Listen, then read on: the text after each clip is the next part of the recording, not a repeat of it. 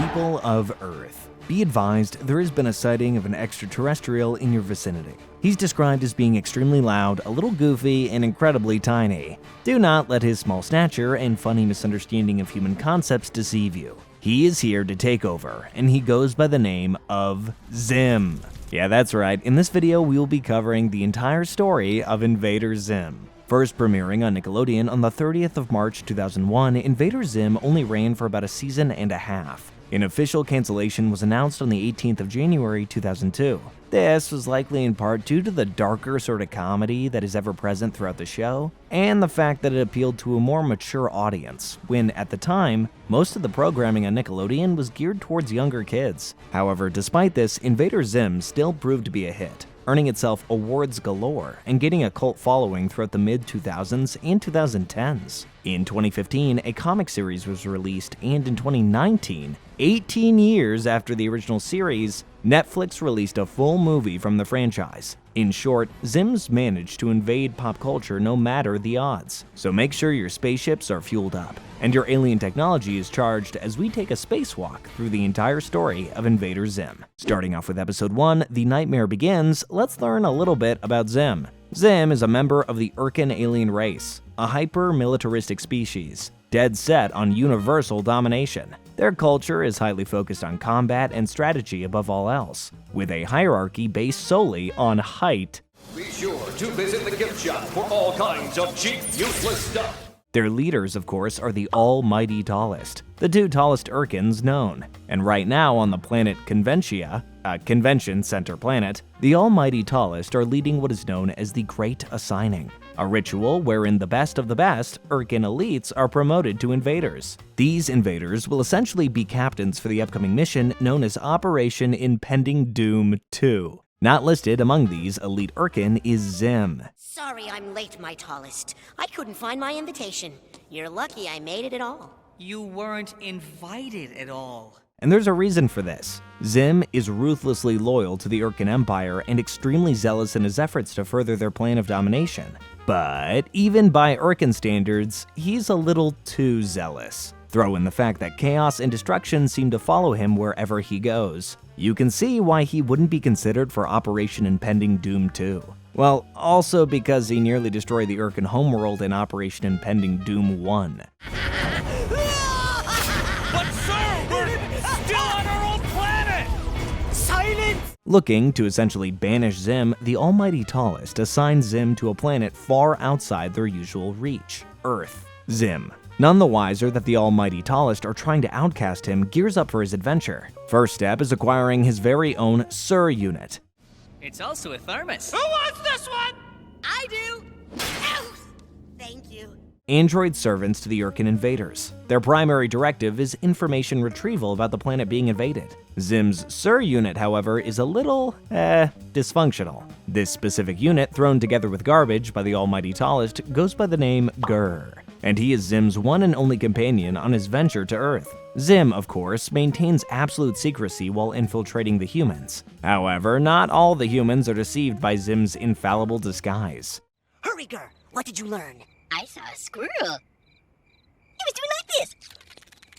Q Dib Membrane, a paranormal investigator and quote-unquote classmate of Zim's at the school. You think just because someone looks different, you can call them an alien? I guess old kid's an alien too, huh? How's it going? Dib Membrane operates as Zim's primary antagonist throughout the show, as he seeks to unmask the Irken's true nature and motivation. And episode 1 ends with a climactic chase between Dib and Zim all across the city. Zim's galactic technology and a hyper-intelligence overcomes Dib's best efforts. Maybe next time, Membrane. Invader Zim reporting, sirs. The mission goes well. Our next episode, Nano Zim, is one of those potential next times for Dib. In this episode, Grr leaves Zim's home base open to intruders. And by that, I mean he leaves the door unlocked. This allows Ninja Dib to sneak in undetected and snap some pictures of Zim in his natural, undisguised state. Hey! It wasn't me. Yes, it was. Computer! Intruder alert! Dib threatens to send his footage to Mysterious Mysteries of Strange Mystery, a TV program all about uncovering the paranormal. This leaves Zim with no other option but to retaliate, and that he does. After shrinking to a microscopic size and hiding out in Dib's food, Zim finds himself traversing the inner workings of his rival. Zim takes control of Dib's arms and forces him to break the disc containing the evidence. Beyond this, Zim takes it upon himself to completely erase Dib's memory of the disc completely. Dib, however, isn't one to allow an alien being to traverse his insides without fighting back. There's an alien in my guts, and he's trying to destroy my brain! Well, run along then. Dib consumes his father's microscopic nanobot, launching a full-on battle in his body against Zim. Dib's efforts prove fruitless, however, as Zim successfully erases the memory of Dib's disc. However, before Zim is able to cause any more brain damage, Dib's sister Gaz takes over the controls and knocks Zim's robot out of commission and out of her brother's body. Nonetheless, mission accomplished for Zim.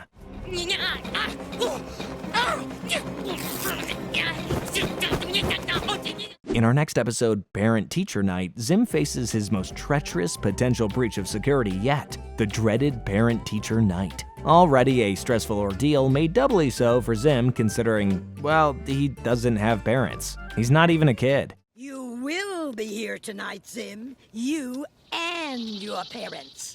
As a matter of fact, in this episode, we learn how Irkens come to exist in the first place. As infants, the Irkens are stored in some sort of gel, and when the time comes for them to emerge, they're given a pack. A pack is essentially a backpack that is sealed to an infant Irken, and it contains all the information related to the personality of that Irken. Interesting stuff. Beyond the fact that Zim doesn't have any parents to begin with, he most certainly doesn't have any human parents to play the role either. I'm selling makeup, and I just know you'll find something great in... I said brush your teeth! To compensate for this shortcoming, Zim has been using ramshackle robotic parents. They're, less than passable when it comes to blending into the crowd, so Zim works on some socialization upgrades for the upcoming Parent-Teacher Night. Something more along the lines of brainwashing them by the looks of it. Zim makes the less than intelligent decision to leave Gur in charge of overseeing the socialization process. Do you have any ideas? This is my favorite show! Wait, no!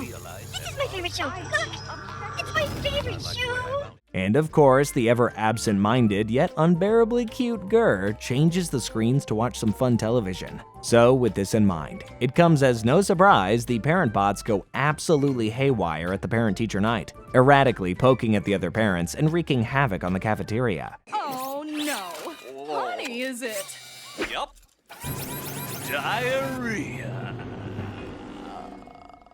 Dib eats up Zim's panic, however. Somehow, none of the other parents seem to notice, as Zim and his robo-parents make their grandiose escape. Hey! That kid's throwing punch! Our next episode, Dark Harvest, is one of those more unsettling Invader Zim episodes. In this episode, Zim comes down with a case of head pigeons. With an earthly sickness, Zim will have to undergo the usual medical response, a trip to the nurse's office. No big deal, right? Sir, there's a pigeon on your head. You've got head pigeons. Get to the nurse before they spread to the other children. Well, actually, kind of a huge deal, since Zim's organs are nothing like that of a human. So during an examination, Zim's cover as a human would be completely blown. So yeah, it's a huge deal and a huge opportunity for Dib. Of course, knowing Zim, he has a devious plan to counteract this problem, stealing the organs of others. Ms. Bitters, I think a pencil is lodged in my brain. Can I go to the nurse? How far in your brain? And so, instead of heading straight to the nurse's office, Zim traverses the school harvesting the organs of various students and faculty to make himself more human. Dib is hot on his trail, but the roles soon switch when Dib is left as the lone survivor of the halls that Zim is harvesting in. You're a hideous blob of stolen organs! I've been working out. Eventually, Zim completes his new set of organs, leaving Dib malformed and mooing. Dib becomes the alleged organ harvester alien, and the nurse is none the wiser to Zim's true identity. Jeez, what a disturbing episode. There! Why, you're one of the healthiest little children I've ever seen. And such plentiful organs. In this next episode, Attack of the Saucer Morons, Zim undergoes operations to probe Earth's defenses. And by that, I mean he barrels headfirst with a police cruiser on the highway.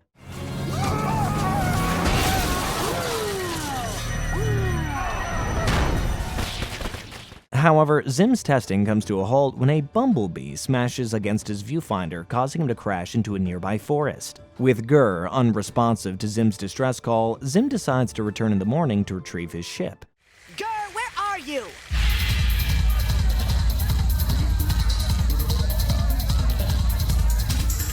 A Voot Runner in the morning. Funny little fact about the Voot Runner, it is actually the most outdated piece of Irken vehicular machinery. Anyway, the following day, Zim returns to retrieve his ship, only to find a group of maniacal alien worshippers known as the Children of the Bright and Shining Saucer have uncovered the Zoot Runner. These fanatics very often hold conventions for UFO-related artifacts and are obsessed with finding proof of real extraterrestrial life. With that in mind, the discovery of the Zoot Runner is an absolutely massive achievement for the group, and one that Zim intends to reverse by infiltrating their ranks.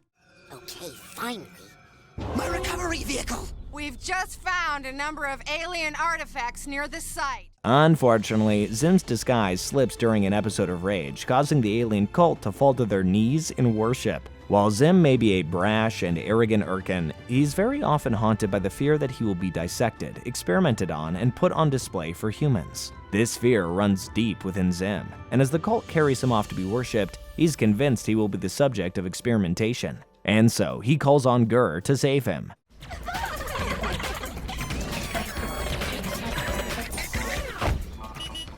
This time around, Gur answers the distress signal and makes a great escape with Zim. In the episode The Wetting, Zim discovers an unforeseen weakness to a natural earthly phenomenon. It's a rainy day, and weather as such was never present back on Zim's home planet of Urk. Curious, and of course not looking to let his disguise be breached, Zim steps into the rain only to find out that it burns his skin like acid.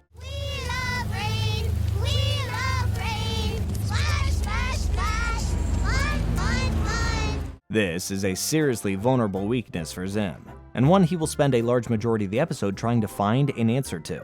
On the other hand, Earth's sole protector did see a massive opportunity to exploit this weakness and rid the world of Zim once and for all. Dib and Zim arrive back at school for an epic showdown with the devices that they've created. Dib with a massive water balloon launcher and Zim with nothing? Well, as it turns out, the Zim on land is a hologram, and he's actually in space, draining all the water from the city. Well, that's one way to solve a problem. He uses this water to create one meteor-sized water balloon that he drops on the city.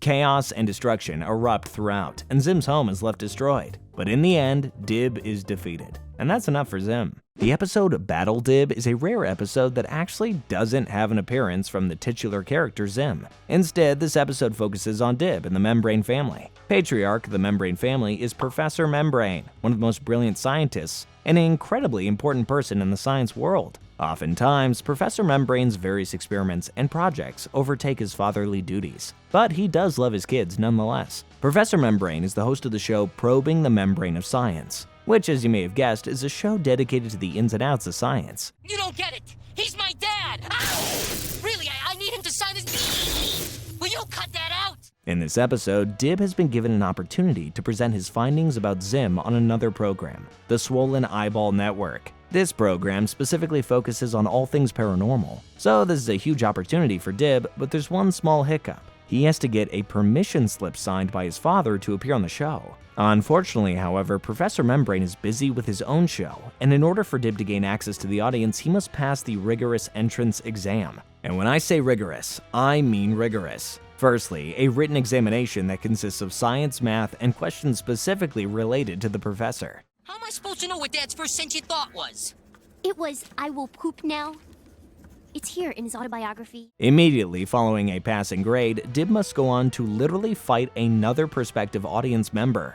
Dib and another contestant named Shunk go through 3 rounds of battle, culminating in Dib's defeat and subsequent removal from the studio. It's worth noting that throughout this episode, Gaz, Dib's sister, actively works against him as an act of revenge for eating the last slice of pizza. And if there's one thing to know about Gaz, it's that she only cares about 2 things: video games and pizza. And with a dark, sometimes violent personality like hers, it's best to avoid making her mad. No, I don't sign autographs backstage, little boy. Little boy! Dad, I'm your... There's the intruder! Anyway, back with Dib. He manages to escape the clutches of the security guards and obtain his father's signature on his slip. However, when he arrives at the Swollen Eyeball Network, he realizes he abandoned his presentation, meaning Zim's secret remains intact. Next time, we'll call your parents or legal guardian. In this episode, Planet Jackers, Zim's invasion of Earth is threatened, but this time not by Dib, but by the infamous Planet Jackers. Zim opens the episode by reviewing the progress of his fellow invaders on other planets, and becomes distressed upon realizing that everyone else is further along than he is. Resting on the job, stink. Pathetic! However, Zim's worries shift when his telescope begins to malfunction. Zim grows suspicious, but before he can investigate, an earthquake destroys his lab, and the only other telescope powerful enough for Zim belongs to Dib. Of course, Dib declines Zim's request, leaving him no choice but to head into the atmosphere itself.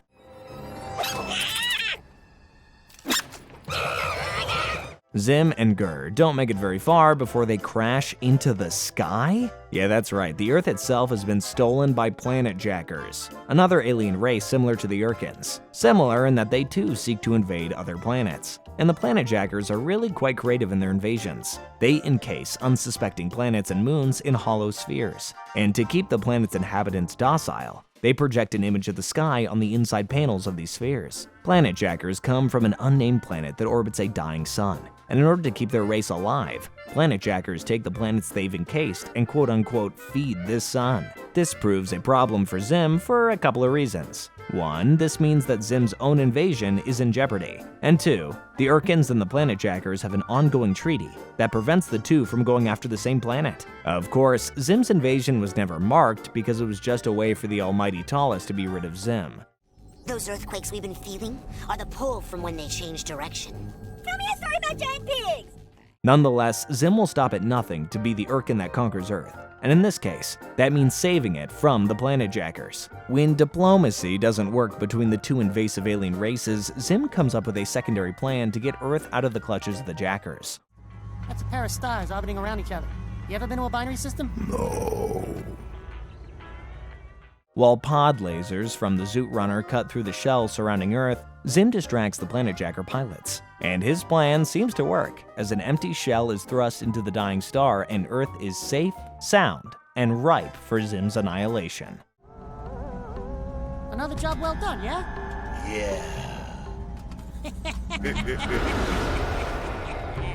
In the episode Bad Bad Rubber Piggy, Zim decides that the best course of action to get Dib off of his case is to mess with the space-time continuum. Because that definitely never goes wrong. To do this, Zim has invented the Space-Time Object Transfer Device, a machine that does what it says on the tin. It replaces objects from the past with other objects that are thrown into it. A hunter-destroyer machine. A hunter-destroyer. What is it?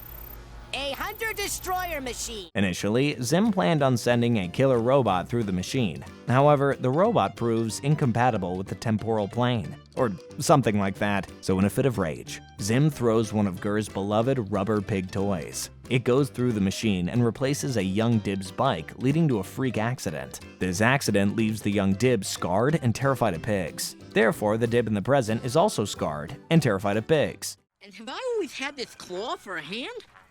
Tricycle accident when you were 3, don't you remember? Zim comes to the conclusion that by throwing multiple rubber pigs through the machine, somehow one of them will impact Dib in such a way he will either cease to exist in the current reality or simply not be a problem anymore. The more he throws in, the more deformed and terrified of pigs present Dib becomes. I'm gonna sneak up past those giant gnomes and leave a nasty message note, leaving that. However, Zim neglects to take into account one thing: Professor Membrane, the father to Dib and also the world's most brilliant scientist. Following one of the freak rubber pig accidents, Dib had almost faded from the timeline completely. However, thanks to Professor Membrane's scientific and inventive prowess, Dib was brought back. This time with a massive exoskeleton that makes him stronger, faster, and overall a more capable threat to present-day Zim. Prepare for your destruction!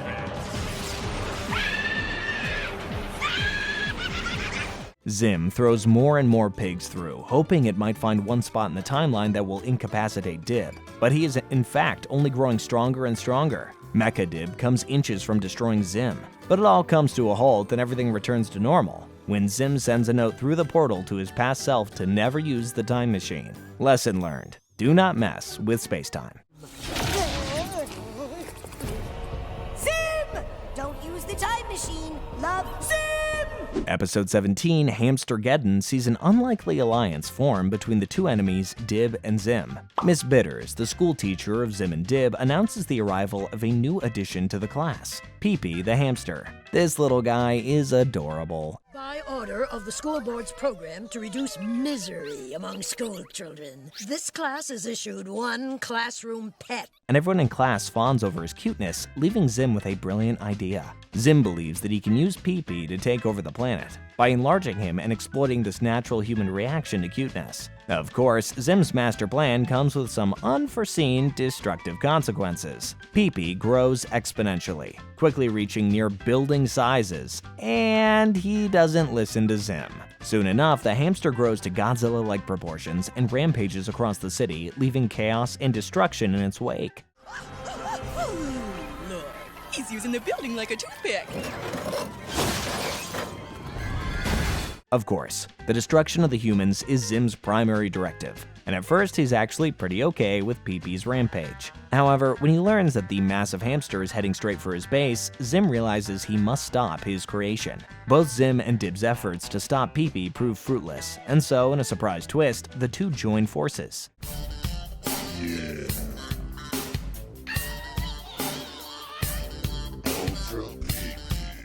Zim tempts Pee-Pee with a massive hot dog on a Ferris wheel with rockets strapped to it, the objective being to launch him into space. The military gets involved to try and stop the massive hamster, and Dib tries his best to stop the soldiers, to no avail. The alien is trying to get rid of the hamster! Don't interrupt his plans! Boy, it's crazy. Put him in one of them crazy buckets. When this initial plan fails, Zim attaches rockets to Pee-Pee himself and launches him into space, thereby saving the Earth for a second time. You know, for someone who's trying to destroy it, Zim is really good at saving the Earth. Our next episode, Plague of Babies, introduces us to a new alien species, the Nargak. The evening starts off just as any other, Zim and Gur returning from some off-screen mission that went awry. Only this time, their cover may have been blown because in the window across the way, a baby sees them docking on the house's secret landing. Zim isn't going to let his disguise be given away, not even by a baby. So he heads next door to interrogate the child. Yes! A spy in the top window of that house! Of course, this proves useless, and Zim is driven away by the foul baby stench. Yet, in a wild turn of events, this baby turns out to be the leader of a squadron of other babies. And these babies aren't babies at all. They're members of the Nargak's alien species, a race that looks identical to human babies. Noogums.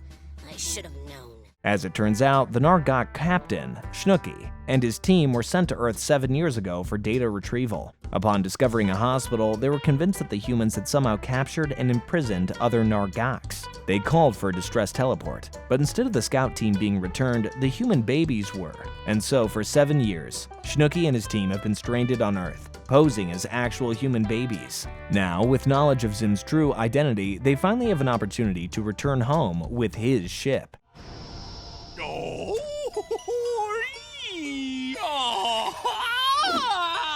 Of course, Zim isn't going to hand over his ship, so he retreats into the lab with the babies. Nargak in pursuit. Before long, the scout team has had enough of the chase and pull out their secret weapon, their ability to merge bodies and form the Giganto Baby. They begin destroying Zim's base, but before they're able to fully succeed, Zim has a stroke of genius. Throughout the episode, Gur has been playing with Zim's power amplifier, a device that strengthens the power of whatever it is connected to.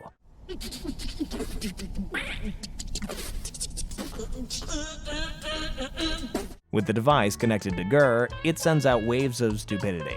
Zim reattaches Gur to the machine and the waves strike the Giganto Baby, separating the Nargak and rendering them docile. In a weird roundabout way, the day was saved by Gur's mindless, lovable antics. For our next episode, Bloateds Pizza Hog, let's recall something I mentioned a few episodes back. Gaz only cares about two things, remember? Video games and pizza. And in this episode, we get a glimpse of just what exactly Gaz is capable of when it comes to ensuring she gets her pizza. It's the Membrane family's annual dinner night. The professor's a busy guy, and Gaz gets to pick where they go out to eat. Bloateds Pizza, of course. He commands me.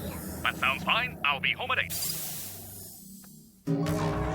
Dib has another plan for the day besides eating pizza, saving the world by stopping Zim. When Dib isn't back in time to leave for the family outing, Gaz takes it upon herself to retrieve her brother. Simmons, how does my schedule look for the rest of this year? Busy, sir. Very busy. Wait! Something just opened up for September. Oh, scratch that. It just filled up. She sneakily infiltrates Zim's home. And by that, I mean Girl welcomes her in and shows her to the teleporter that will take her directly to Dib and Zim. Aboard a massive space station orbiting the planet, Zim and Dib trapped in a liquid ready to conduct all sorts of experiments. But Gaz's pizza is on the line, so she springs into action, breaking Dib out of the glass container and strapping him to a gurney so they can return home.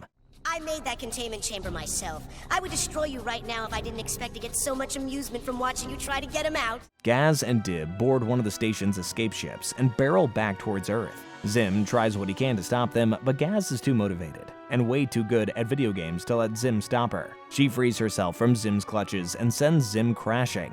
Gaz and Dib quote-unquote safely land right at Bloateds Pizza just in time for a little family time. How sweet. Okay, maybe sweet isn't the right word, but Gaz did it nonetheless.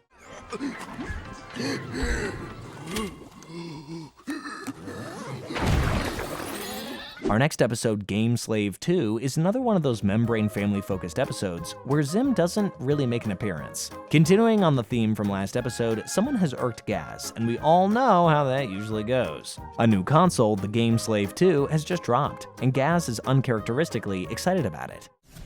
Wait, where do you think you're going? To the mall. Game Slave 2 goes on sale at midnight. I need one. She and Dib make their way to the mall, but since Dib forced them to wait to watch an episode of Mysterious Mysteries, the line is exceedingly long. Gaz is enraged, but is able to temper herself before blowing a gasket and tricks her brother into leaving. In line, Gaz patiently waits her turn, keeping her cool despite the overly giddy and quite obnoxious boy, Higgins, that is standing behind her. He talks and talks about his video game knowledge all the way up until they reach the front of the line. Next! Upon Gaz's arrival, however, there are no more consoles available, save for one that someone pre-ordered but never picked up. The clerk says Gaz can have it if that person doesn't come to get it, but Higgins jumps at the opportunity, lying and saying that it was him that ordered it. Clearly, Higgins has never invoked the wrath of Gaz. Gaz is absolutely ruthless in her pursuit to retrieve the console that Higgins stole from her. She arrives at his house and lurks around, haunting and terrifying the boy.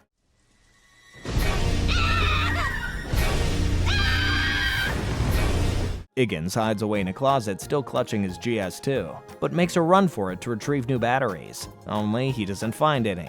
Gaz has taken them all and threatens to destroy them unless Higgins gives her the GS2. Higgins rushes to the battery store and frantically presses all the buttons on the elevator, shooting him to the roof of the building where Gaz is waiting for him. She threatens him one last time by letting the elevator plummet to the ground. This proves to be Higgins' final straw, as he relinquishes the console. Gaz's fury is lifted, and the weather returns to normal. Again, I cannot stress this enough. Do not invoke the wrath of Gaz.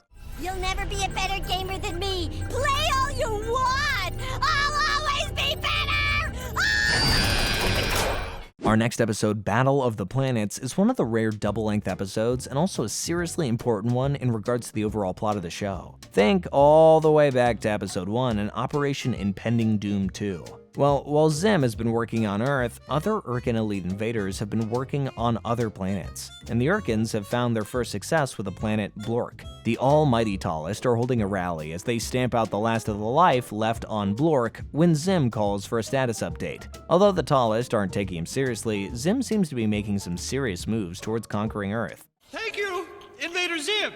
Without your efforts out there, the entire operation would surely crumble. Beginning with a surface scan of Mars. Zim's probes bring back some serious findings. On the surface, many unnatural structures have been built, stuff that clearly couldn't just occur but were intentionally created by beings that inhabit the planet. With no signs of life, Zim concludes that whatever power they have stored there could be invaluable in his conquest of Earth. So Zim and Gur board the Voot cruiser and make for Mars. Of course, Zim's meddling doesn't go completely unnoticed. The ever-vigilant Dib has been monitoring Mars through the NASA Places cameras on the planet. He grows suspicious, although he still doesn't have much by the way of proof. The camera stations have been there for years, Agent Darkbooty. But when they didn't find any life after the first week, NASA Place gave up on them. However, Dib soon finds all the evidence he needs when Gur fixes one of the downed camera stations. On the feed, Dib is able to see everything Zim is up to. At the face of Mars, you know, that mysterious picture that made waves back in the day because it looked like there was a face imprinted on the surface of Mars,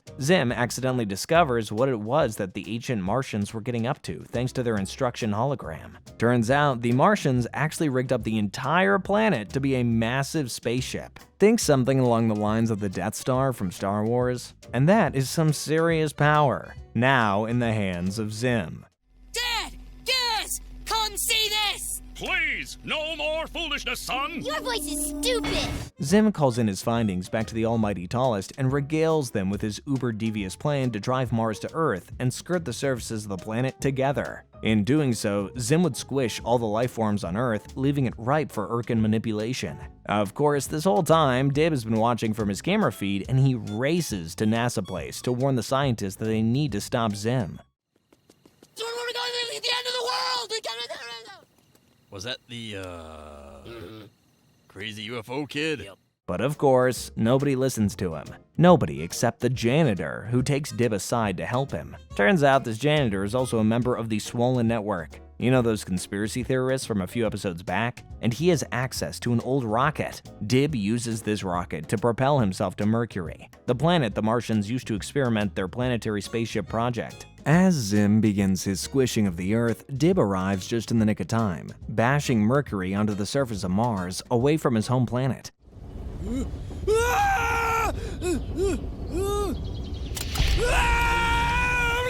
Dib and Zim then engage in a battle of the planets, bashing, shooting, evading one another with their respective planet spaceships. The battle comes to its conclusion when the ever-arrogant Zim navigates into the asteroid belt to lose Dib. However, the sheer size of Mars is too much for precision navigation. Zim destroys Mars and his hopes of conquering the Earth for today. I'm an unstoppable death machine, you know. Well, Invader Zim signing off! Unstoppable death machine! For our next episode, Hobo 13, Zim heads off planet to earn himself some extra points in the eyes of the Almighty Tallest. And by that, I mean the Almighty Tallest sends Zim away on some dangerous wild goose chase in hopes that he'll never return. As of late, Zim's requests towards the Almighty Tallest have become more and more extravagant. Things like tanks and battle robots. Of course, given that Zim's mission is meant to be a sham, the Tallest are apprehensive to meet these requests. So they tell Zim that in order to use these devices, he needs to receive the proper training from the planet Hobo 13, the ultimate planet for military training. With my mighty fists of horror and unstoppable cruelty, I am the tool of destruction, vengeance, and fury! I only ask for your name! While on this planet, Zim dubs himself as the leader of the regiment of other trainees on planet. However, Zim proves anything but a gracious leader, willingly and frivolously throwing the lives of his fellow soldiers away in order to make his own way through the training program.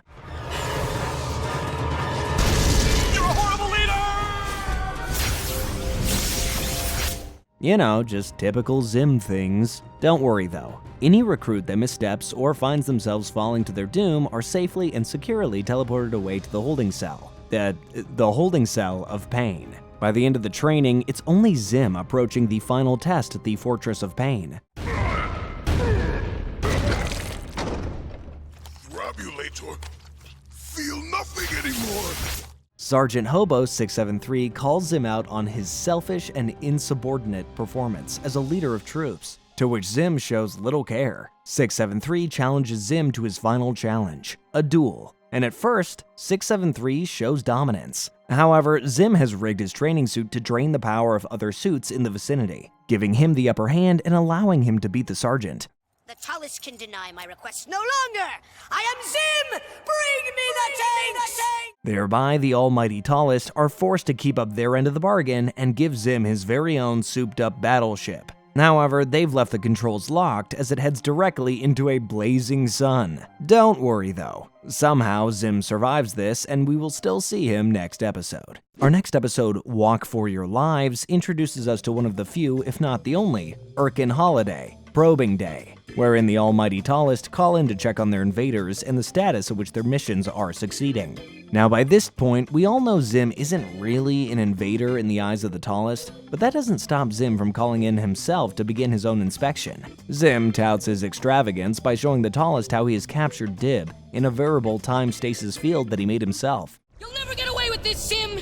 I'm going to expose you for the horrible alien menace that you are and scoop your insides out! Basically, he has Dib trapped in a field where Zim can control how fast or slow he moves. But of course, Zim's own plan backfires and the stasis field malfunctions. As Zim and Gur clean up the ruins of the lab, they come across a mysterious glowing green orb, similar to the color of the stasis field and slowly growing larger. What is this little green orb? Well, nothing more than just a massive explosion that could wipe the entirety of the city. Only it's growing so slowly it hasn't fully exploded yet. That's all. A literal time bomb, if you will. Probing Day is ruined.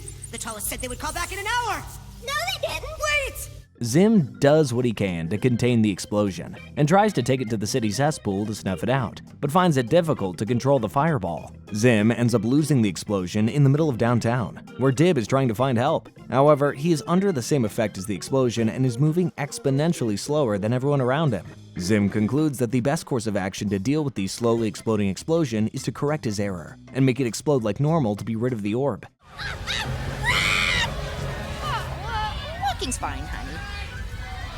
He needs another fragment of the same field in order to counteract the slowing effect. This other fragment, of course, is Dib, who is still crossing the street. Despite objections from Dib, Gur, and even Zim's computer, Zim is convinced that this is the best course of action. So he launches Dib at the green orb, unleashing the explosion and decimating the entire city. Don't worry though. Again, somehow, Zim and even Dib survive the blast, and they will return for future episodes.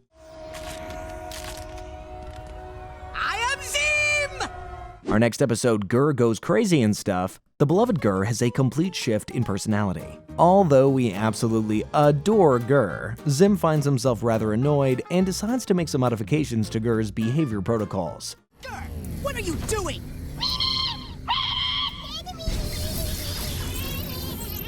Zim sets Gur's duty mode to dangerously high levels. Duty mode is essentially the mode Gur goes into when his eyes turn red, and he actually listens to Zim.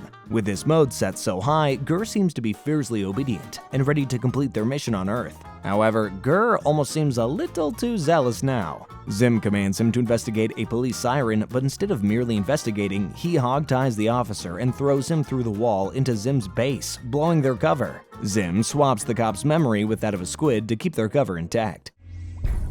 Please, I have a house and children and pets and a toilet. Children. Gur's new personality comes with some other overly zealous side effects. Considering the lack of progress made on their mission, Gur comes to the conclusion that Zim himself isn't fit for the job, and takes it upon himself to retrieve as much information as possible. Gur travels to the library and begins draining the memories of the humans and their info databases.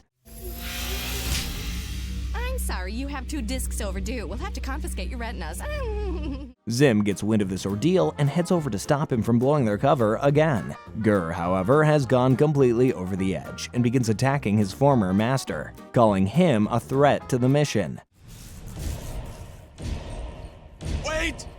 Don't leave me on land!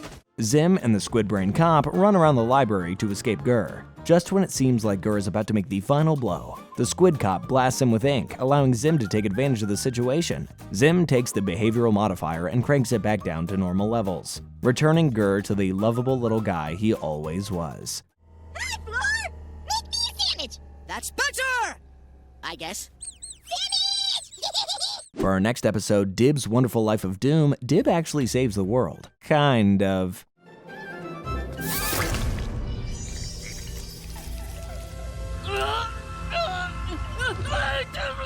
Following a day at the school, Dib sleeps soundly in his room only to be awoken by the ethereal glow of two Microb. Microb are a highly intelligent ghost-like alien race that can change their form at will. These beings are sworn enemies to the Irken Empire, and have visited Dib to give him a gift that will help him defend the Earth against Zim. Superpowers!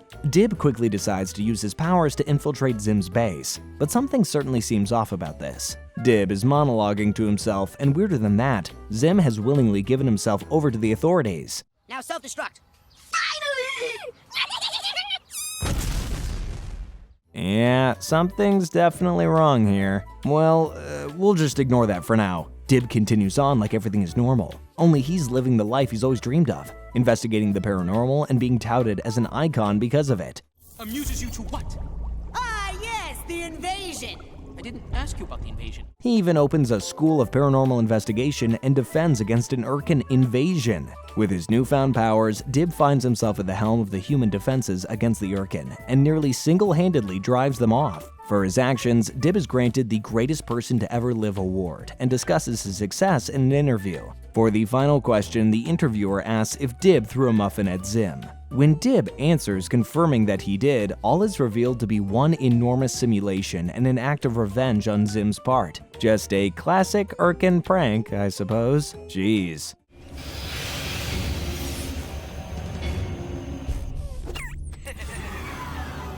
Season 1 of Invader Zim comes to a close with Tak, the hideous new girl. It's Valentine's Day at school, and for some weird reason, the kids all exchange massive slabs of meat instead of the usual heart-shaped cards. The school principal is allowing you to celebrate Valentine's Day this year. Don't worry, the show goes into great detail as to why. They don't. Beyond this, there's a new kid on the block, Tak. This new girl arrives in style and graces all her new classmates with obscene amounts of sausage and meat in honor of Valentine's Day. You're being transferred to the underground classroom. And I'm just tired of you. Except for Zim, for whom she has prepared a vague poem. This act convinces Zim that the girl is in love with him, and sees it as a great opportunity to study the human's concept of love. Zim convinces himself that Tak is now his new lover, despite the fact the girl clearly wants nothing to do with him. As a matter of fact, she seems to hate him.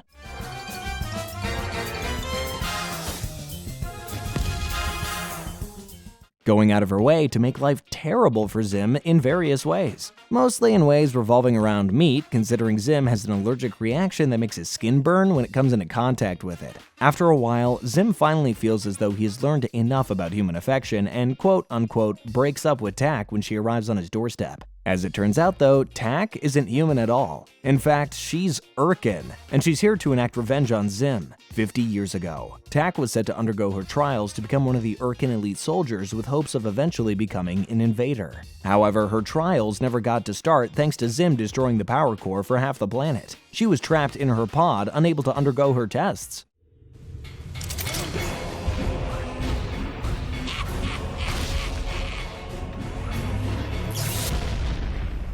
Because of this failure, she was forced into janitorial service on the planet Dirt. Here, she plotted her course and tracked Zim down to Earth. Now that she stands face to face with Zim, she plans on taking his spot as Invader of Earth so that she might impress the almighty tallest, and be given the status of Invader that she feels she rightly deserves. Her first step? Destroying Zim's base.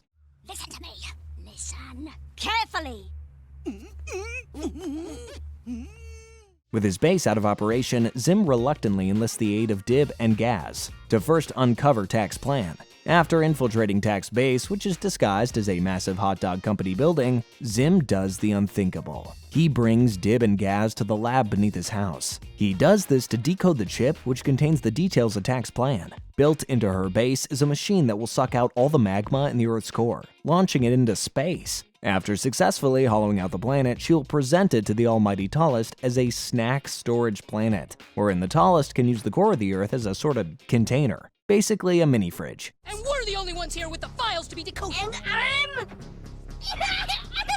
I don't know. After discovering Tak's plan, all that's left is to stop her from succeeding. Because if we know anything about Zim, it's that he will be the one to present Earth to the tallest, and nobody else. Zim rides off into space to confront Tak ship to ship. Dib infiltrates her base to turn off the machine, and Gaz and Gur stay behind in Zim's lab to find a way to help, if they can.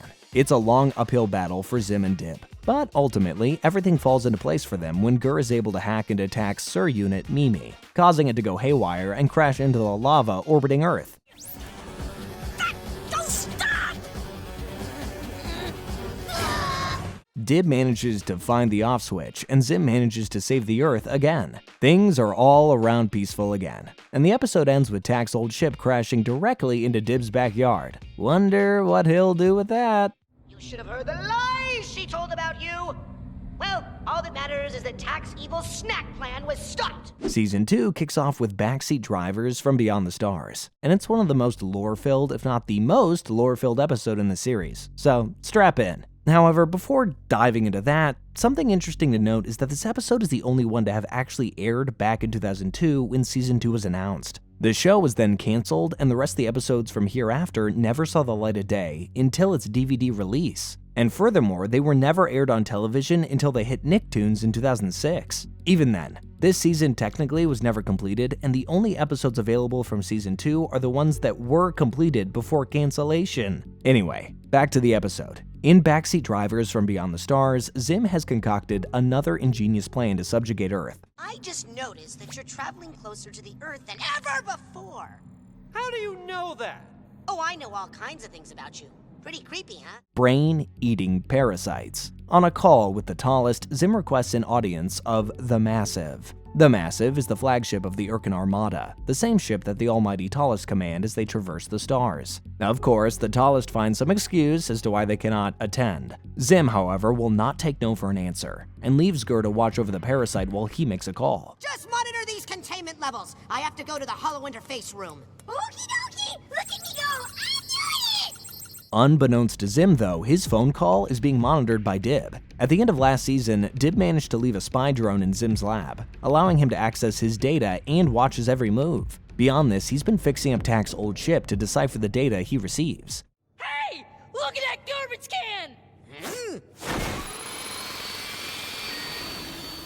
Basically, Dib is making some actual headway in stopping Zim. Right now, he's listening in on Zim's call to a Vortian known as Prisoner 777. The Vortians are an industrious alien race in the series that come from the planet Vort. There is a long storied history between the Vortians and the Irkens. For a long while, the two were allied to one another. The Vortians are responsible for much, if not all, of the impressive technology that the Irkens possess, including the Massive. However, recently, this alliance seems to have crumbled, and the Irkens actually invaded and conquered Vort, turning it into a prison-like research planet where the native Vortians are forced into military research and construction. Hey, I told you, there is a lot of lore in this episode. So Zim requests the schematics to the Massive from Prisoner 777 so that he might find a way to control the flagship himself and navigate it to Earth, forcing the Tallest to witness Zim's greatness. Son, there better not be any Walking Dead up there! Dib, of course, isn't having any of this, and heads to Tak's ship to find a way to stop this plan. Speaking of the Vortians back at the Massive, another member of this imprisoned race seems to have had enough, and is launching the beginnings of a rebellion. Captain Lard Nar and his crew on board the Resisti launch a suicide mission against the Massive to destroy the Irkens. My people designed most of that thing, so I know how powerful it is. We're gonna die! Whose idea was this?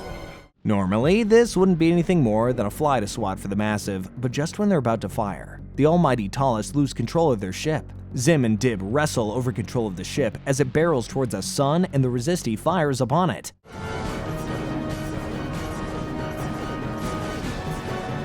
Unfortunately for Zim, he has some pressing matters in his base that pull his attention away from controlling the Massive. Firstly, and perhaps most deadly, the containment levels on that brain-eating parasite are growing to critical levels. Lovable Gur decided to make mashed potatoes and muffins, leaving the parasite nearly unattended. Secondly, the robo-parents are parenting a little boy out in the front lawn? Okay.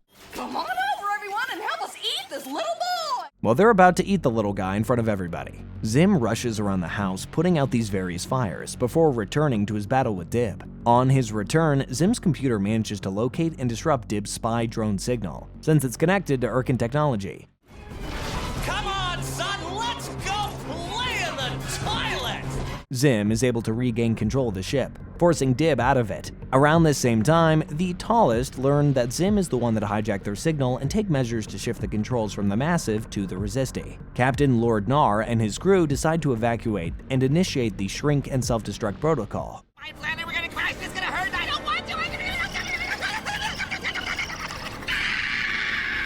The Resisti barrels towards Earth, nearly crushing Dib, but before it can crash land, it shrinks to such a small size it does no damage. And with control of the Massive taken from Zim, he can no longer force the Tallest to watch his brain-eating parasites take over Earth. Instead, the Tallest call in and get to watch the parasite break from containment and lay waste to Zim's lab. So close, Zim. Oh, you were so close. The episode titled Zim Eats Waffles isn't anywhere near as important to the plot as the last episode was. But as sort of a reminder of the goofy nature of the show, enjoy this iconic clip from the episode. Cripple the humans by destroying. Guess who made waffles? I'm not going to eat that.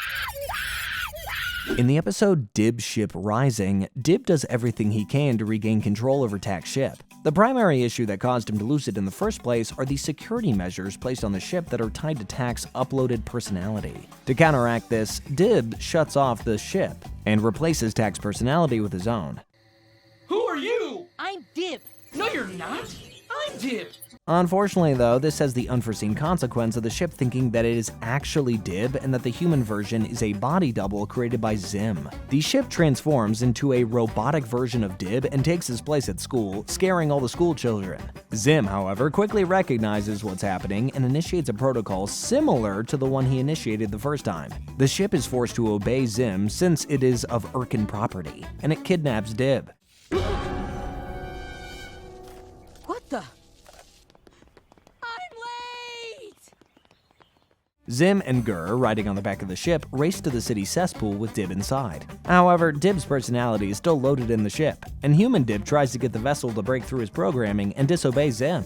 The group arrive at the cesspool, and Dib's ship breaks through, saving Dib from his smelly grave right in the nick of time. However, at the same time, Dib's ship also acknowledges all the negative things about being touted as Dib and erases the personality from its programming completely. Well, that must hurt a little bit, but at least human Dib is safe. For our next episode, The Fry Cook, What Came From Space and All That, Zim is haunted by his past endeavors. Again, I ask you to think back all the way to the beginning and Operation Impending Doom 1. Remember how Zim practically destroyed the whole fleet and ruined the whole thing? Well, because of this, he was banished to a planet known as Food Courtia. It's a food court planet. Here, Zim had janitorial duties, cleaning up grease, trash, the whole nine. Certainly not something this mighty invader enjoyed.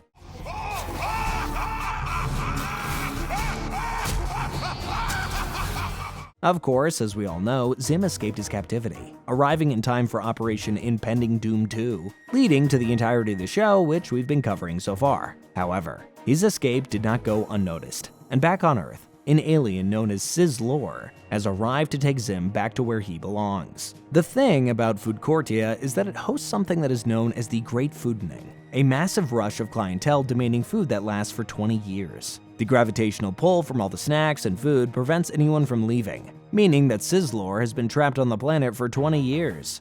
Oh, looks like the crowd is being treated to nachos. Impending Doom 2? I'll be late! I've got to get out of here!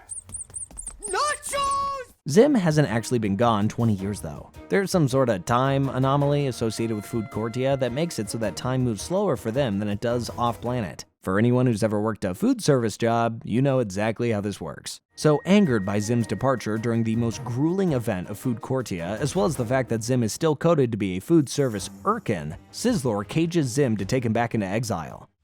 My master's in trouble!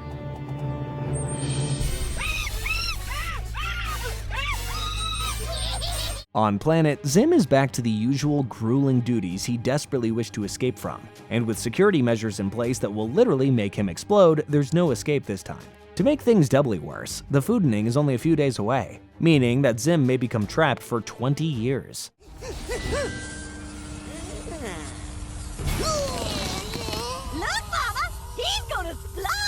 All's not lost though, because Eric the Blob, one of the restaurant's everyday regulars, gives Zim some insight to the security system in place. According to Eric, it's a Vortian splody system, and it was discontinued because prisoners used it to escape by hiding in garbage cans. The system works by reading biosignatures, and should a prisoner be covered thickly enough, the system won't be able to read an individual signature. The next day, when Eric walks in, Zim hides himself in Eric's food. Oh, gross. However, since Zim is now covered well enough, he's able to make his escape right through the front door.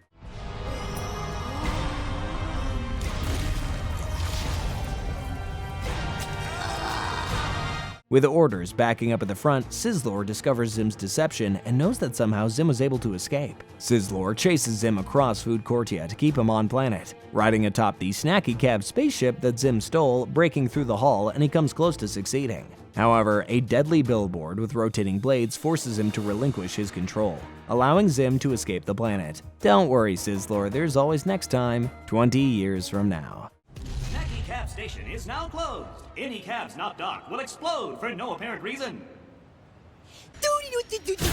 Capping off our coverage of Invader Zim is the final episode aired from Season 2, the most horrible Christmas ever. Bear in mind, however, this was not intended to be the finale to the series, but upon the show's cancellation, the rest of the season never got to see the light of day. As I'm sure you've gathered from the title, this episode tells the story of the worst Christmas in Earth's history. I'm sure it comes as no surprise that Zim is directly involved in this tale. Unsure of how the holiday works, but seeing the power that these, and I quote, red-bearded men who smell of ham, aka Santa, has on people, Zim decides that the best course of action is to kidnap one of these people. Zim interrogates and drains the Santa of all his Christmas knowledge. No more! Get this kid away from me! In the Invader Zim universe, Santa Claus operates like most others, but here everyone waits for the day Santa will return to his people. Essentially, Santa has the blind worship of every human. So, with this in mind, Zim takes over the role of Santa Claus as a way to subjugate the people to his will. Santa Zim gathers all the humans to announce a new tradition, the Yuletide helping Santa build a giant teleporter capable of sending all the humans to their doom. Festive Zim, very festive.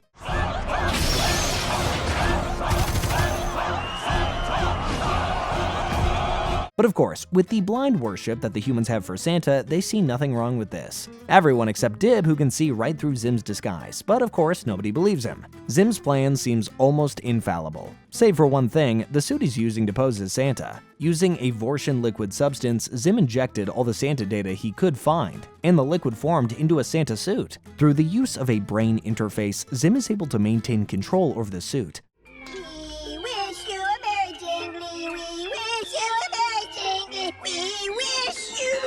But according to Zim, he programmed it well. Too well. The suit itself believes that it is Santa, and it sends Zim actual Christmassy feelings. Joy, cheer, jolly, stuff like that. Stuff that Zim absolutely despises. This unforeseen side effect actually ends up getting the better of Zim up at the North Pole. Zim, still in control, tries to usher all the humans into the completed teleporter, but everyone's request for different joyous things sets off the suit in such a way, it completely takes over. Of course you can have a hug, you cute little woogie, and let's all sing more songs. I am Santa, I am Santa. Zim is trapped within that Vortian fluid with no way out. Well, maybe not. At least not if the Membrane family has anything to say about it. You see, Professor Membrane has an intense grudge against Santa Claus that has simmered ever since he was a boy. I asked Santa to bring me 12 cases of uranium-238. Yay! No! Gaz only cares about pizza and video games. And Dib? Well, Dib knows that Zim is this fake Santa. He doesn't know that Zim has been lost to the Holly Jolly Big Man, but he arrives on scene with an arsenal of weapons created by his father to combat Santa. This is when things go really off the rails. I'm not sure where in Santa's data turning into a massive Christmas battle monster is, but he does just that.